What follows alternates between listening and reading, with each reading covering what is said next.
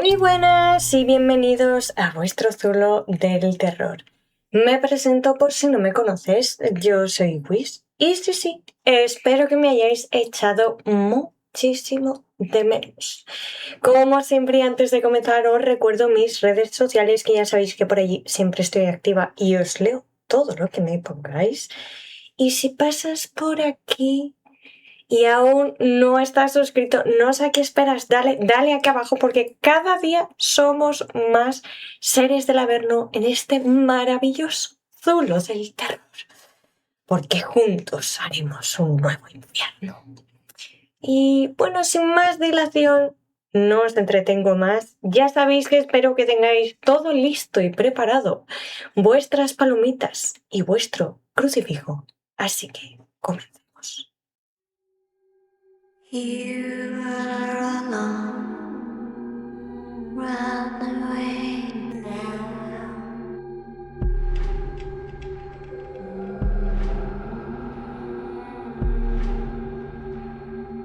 You hear them, they see you.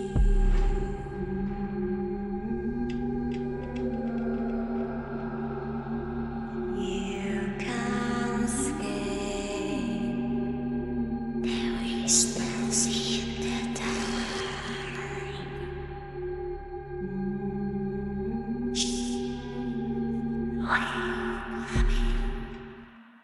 Y esta historia comienza en la mañana del 1 de marzo del año 2000. Nos encontramos en una pequeña ciudad llamada Aberdeen con apenas 2000 habitantes y es conocida por tener un gran matadero. Pero, tristemente, acaba de cerrar hace poco. Son las 6 de la mañana y un vecino se da cuenta de algo. Qué raro que el coche de John todavía esté aparcado fuera. Bueno, ¿se habrá quedado dormido? Pasan como 10 minutos, se vuelve a asomar, vuelve a ver el coche y dice, mira, lo voy a ir a despertar porque si no va a llegar tarde al trabajo y no queremos que lo eche. Cuando se acerca a la casa empieza a ver como pequeñas manchas salpicadas por el suelo que ya os podéis imaginar qué era. Así que llamó a la policía exactamente a las 8:10 de la mañana. El sargento Graham Furlonger y el agente Scott Matthews llegan a la casa de John Price. La puerta principal estaba cerrada, no había manera de poder abrirla, así que, estando en esta situación crítica, viendo lo que había por los caminos, decidieron rodear la casa, ¿vale? Y accedieron forzando la puerta trasera, que para ellos era más fácil. Al avanzar por el interior, algo enorme les golpeó y les cerraba el paso en el arco de la entrada.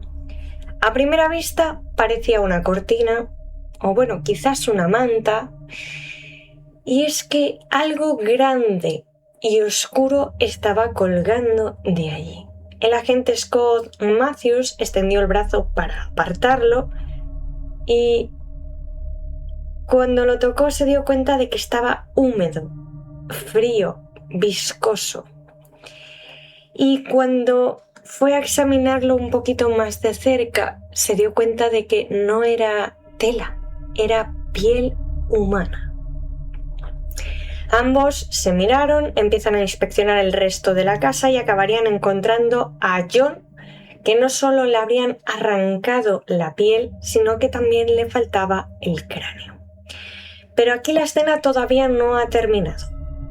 Cuando bajaron a la cocina, sobre los fogones había una olla y efectivamente lo que estáis pensando, dentro de la olla estaba la cabeza. Sobre la mesa hay 2 platos preparados y junto a ellos cada uno lleva como un papelito con el nombre de los hijos de John. Es un ataque totalmente premeditado y desalmado y la policía encuentra también en la casa a Catherine Knight, inconsciente después de haber ingerido una cantidad de pastillas y finalmente lo que hacen es acordonar toda la casa y los oficiales comienzan la investigación para reconstruir los hechos de la noche anterior. Y es que encuentran un dato relevante nada más empezar. El 28 de febrero del 2000, o sea, los días anteriores, John había acudido al Tribunal de Magistrados de Scone para solicitar una orden de alejamiento contra Catherine. Y esa misma tarde, después de salir del tribunal, habló con sus compañeros de trabajo y les contó lo que había hecho. Y les dejó una pequeña advertencia. Si en algún momento no aparecía a trabajar, era porque Catherine había acabado con él. Sus compañeros intentaron convencerle de que no volviera a su casa, pero John no podía hacer nada. Tenía hijos y regresó a la casa. Cuando llegó, Catherine no estaba, pero los niños tampoco. John pasó parte de la tarde con los vecinos y después volvió. A las 11 de la noche se fue a dormir y Catherine llegó más tarde. John estaba dormido y, según la reconstrucción presentada posteriormente, ambos habían mantenido algún tipo de relación íntima. John volvió a quedarse dormido y es aquí que ha sido herido al menos 37 veces, tanto por la parte delantera como por la espalda. Las manchas permitieron establecer que después de ser atacado, John todavía había intentado moverse por la casa, llegó a la puerta principal, la abrió, pero no consiguió dar ni 2 pasos. Catherine no había abandonado inmediatamente la vivienda, había permanecido allí durante horas. Ya os imaginaréis haciendo qué. Cuando los médicos consiguieron estabilizarla, quedó bajo custodia policial. Ahora tenían a la única persona que se podía explicar lo que había ocurrido esta noche, pero Catherine no iba a responder a las preguntas como una testigo. Era la pareja de la víctima. Y es que estos dos se habían conocido en el mismo pueblo en el año 1995 y se mudó directamente con John a su casa. Él era un hombre divorciado, tenía sus propios hijos, los 2 mayores vivían con él y al principio, pues la relación funcionaba bastante bien. John trabajaba en las minas y, según las personas que lo conocían y que tenían trato con él, pues era un hombre popular en la localidad. Un tipo de esos que todo el mundo parece conocer, que ha tenido trato con él, amable, generoso, siempre dispuesto a echar una mano. Y Catherine, por su parte, tenía fama de ser una trabajadora excepcional en el matadero. En 1998, Catherine quiere casarse con John, pero John no quería. Ya había tenido un matrimonio y decía que ya había sido suficiente. La discusión no terminó simplemente con una pareja que quería cosas distintas, sino que Catherine reaccionó denunciando a John ante su jefe por unos objetos que había sacado de la basura de su trabajo. Eran kits médicos caducados que John había recogido de los contenedores de la empresa. La denuncia tuvo consecuencias. John perdió el trabajo que había mantenido durante 17 años. Y cuando volvió a la casa, evidentemente la relación se terminó. O eso parecía. John echó a Catherine de la vivienda, pero unos meses después volvieron a estar juntos. Pero eso sí, esta vez Catherine no volvió a instalarse en la casa de John. John no quería que viviera allí por nada del mundo y tampoco le dejó muy claro que no quería casarse con ella. La relación continuó, pero ahora había una diferencia importante. John le había empezado a poner límites y Catherine, como que a veces no los respetaba mucho. Y es que las discusiones cada vez se volvieron más y más frecuentes e intensas. En febrero del año 2000, del mismo año que estamos hablando, llegó a un punto álgido, por decirlo de alguna manera, y es que Catherine apuñaló a John en el pecho.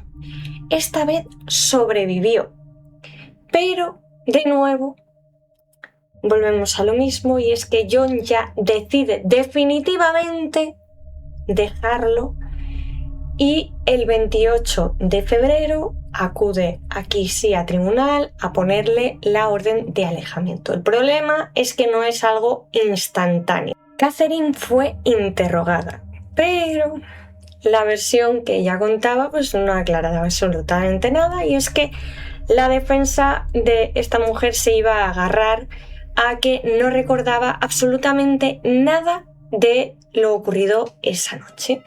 Pero la investigación iba a seguir, se habían reunido pruebas, analizaron las muestras de la vivienda, los cuchillos, las armas que encontraron, objetos, incluso la ropa.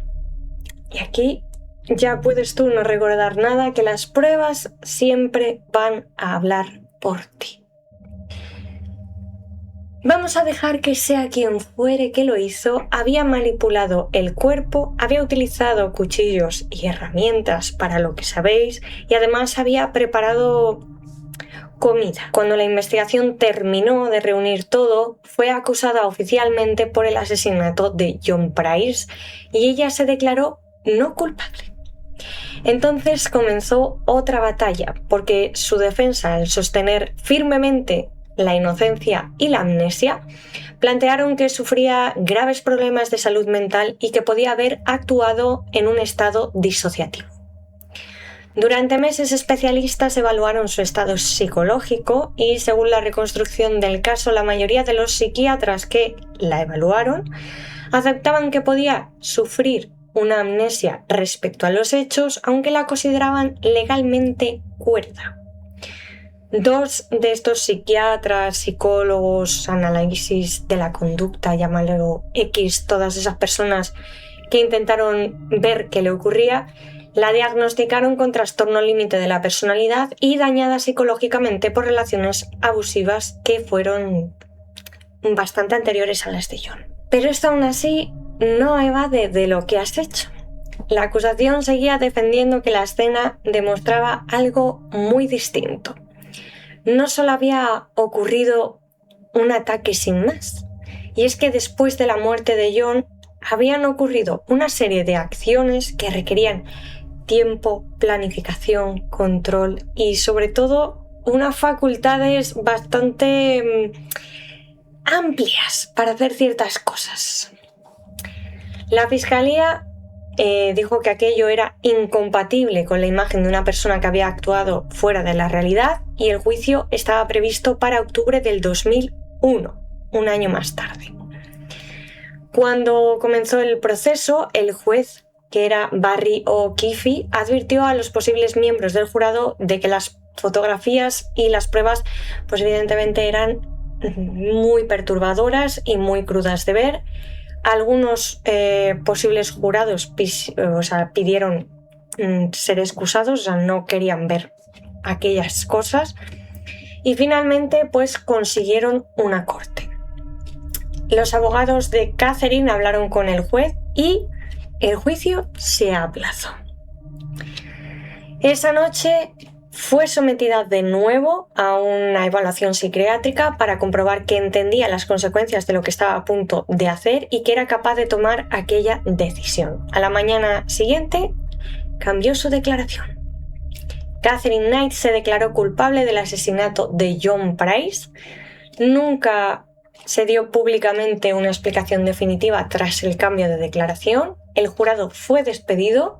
Durante la vista sentencia, cuando el testimonio del detective Timothy Lyons describió la manipulación del cuerpo, Catherine reaccionó de una forma intensa, tanto que tuvo que ser sedada. El 8 de noviembre del 2001, el juez Barry O'Keefe dictó condena perpetua sin libertad condicional. En su caso, el tribunal decidió que no tendría derecho a solicitarla nunca. Una pena excepcional incluso dentro del sistema penal australiano. Catherine Knight se convirtió en la primera mujer de Australia en recibir una condena de este tipo, pero la defensa no estaba dispuesta a aceptar esto, y es que en 2006 Catherine Knight recurrió la condena y su abogado argumentó que la cadena perpetua sin posibilidad de libertad condicional era excesiva. También sostuvo que no se habían valorado suficientemente algunos elementos de la historia personal y de su estado psicológico. Y es que dice que parte de los actos más perturbadores de la cena habían ocurrido después de que John ya hubiera fallecido y que la defensa consideraba que ese elemento debía tenerse en cuenta a la hora de valorar la condena. La fiscalía defendió que todos esos factores ya habían considerado y que el juez había dictado sentencia tal y como le tocaba. El Tribunal de Apelación Penal de Nueva Gales del Sur volvió a estudiar el caso y el 11 de septiembre del 2006 tomó su decisión. El recurso fue rechazado. Y es que el juez que dictó esta última apelación, Peter McClelland, describió que un crimen como el que había ocurrido era imposible de concebir dentro de una sociedad civilizada. Esta mujer sigue en prisión y seguirá allí de por vida y sin derecho alguno a volver a tener otro juicio ni a agarrarse absolutamente a nada. No sé qué opinaréis de este caso, mis pequeños seres del Averno. Os leo como siempre en comentarios y os dejo con vuestras pesadillas. Adiós.